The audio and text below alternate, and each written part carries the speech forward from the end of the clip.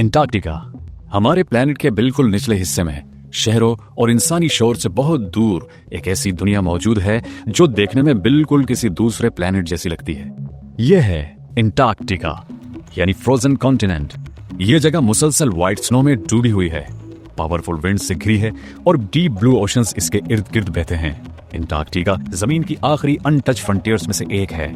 ये बाहर से खामोश लगता है, लेकिन इसमें हमारी अर्थ हिस्ट्री, क्लाइमेट और यहाँ तक ह्यूमन फ्यूचर से मुतालिक बहुत से सीक्रेट्स छुपे हैं।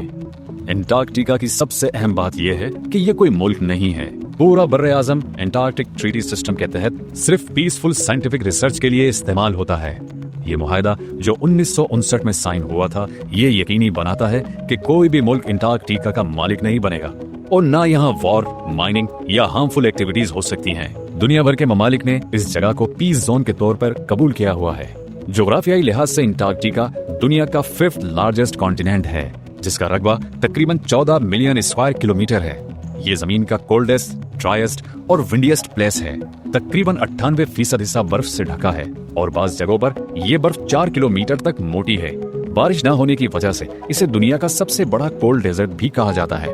एंटार्क्टिका के बारे में एक हैरत अंगेज बात यह है कि यह दुनिया के 70% फ्रेश वाटर को बर्फ की शक्ल में महफूज रखता है। अगर ये बर्फ पिघलने लगे तो ग्लोबल सी लेवल खतरनाक हद तक बढ़ सकता है। इसीलिए ये क्लाइमेट चेंज रिसर्च के लिए बहुत अहम है। एंटार्क्टिका में मुस्तकिल इंसानी आबादी नहीं है। यहाँ सिर्फ 1000 से 5000 साइंटिस्ट मुख्तलिफ रिसर्च स्टेशन में टेम्परेरी रहते हैं। सबसे बड़ा स्टेशन जो कि यूएसए का है, मकमोर्डो स्टेशन है। सख्त सर्दी के बावजूद यहाँ हैरत अंगेज वाइल्ड लाइफ मौजूद है, जैसे पेंगुइन्स, सील्स, वेल्स और मुख्तलिफ सी बर्ड्स। दिलचस्प बात यह है कि पोलर बियर्स यहाँ नहीं होते, वो आर्कटिक रीजन में रहते हैं, यानी दुनिया के उलट हिस्से में। एंटार्क्टिका में कई मशहूर नेचुरल फीचर्स भी हैं। सबसे ऊंची चोटी माउंट विंसन है, जबकि माउंट एरेबस एक एक्टिव वोल्केनो है। यहाँ रोज आइस शेल्फ दुनिया का सबसे बड़ा आइस शेल्फ है। बर्फ के नीचे लेक वुस्टॉक है, जो एक हिडन सब ग्लेशियल लेक है जो सरफेस से कई किलोमीटर नीचे है। एंटार्क्टिका वाकई एक्सट्रीम्स की लैंड है। गर्मियों में यहाँ मिडनाइट सन होता है, यानी महीनों तक सूरज गुरूब नहीं होता, जबकि सर्दियों में महीनों तक कंप्लीट डार्कनेस रहती है, जिसे पोलर नाइट कहते हैं। आसमान पर सदर्न लाइट्स, अरोरा ऑस्ट्रेलिस, अक्सर मैजिकल रंगों में नजर आती है। एंटार्क्टिका एक कुदरती लेबोरेटरी भी है। साइंसदान यहाँ आइस क्रॉस का मुताला करते हैं, जो 1 मिलियन साल तक पुराने हो सकते हैं, और इनसे हम जान पाते हैं कि जमीन का क्लाइमेट कैसे बदलता रहा है। यहाँ की तेज कैटाबैटिक विंड्स इसे प्लेनेट का सबसे विंडिएस्ट रीजन बनाती हैं।